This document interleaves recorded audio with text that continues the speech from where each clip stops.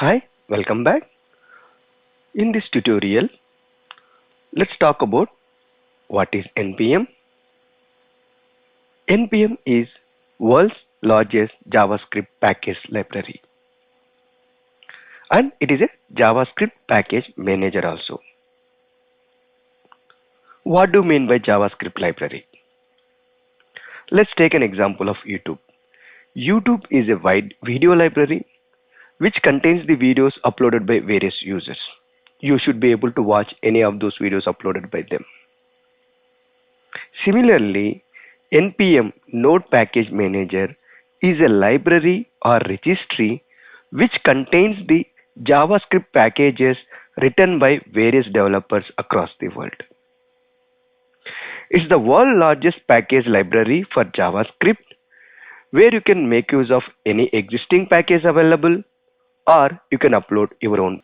If you need to find out the existing packages that are available, we need to visit npmjs.com where you should be able to search for the node packages. I'm going to search for HTTP server. This is one of the package. So you have so many packages which are available.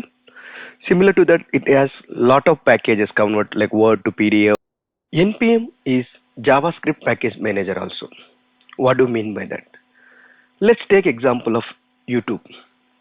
YouTube has specific guidelines on anyone who wants to upload the videos to the YouTube.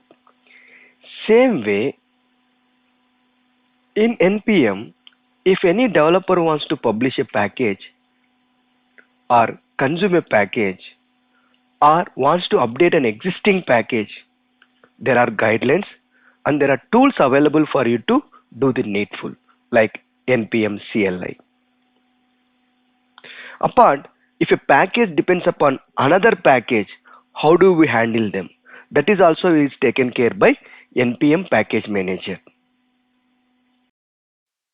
If we need to verify the version of npm installed, we can use the command npm-v.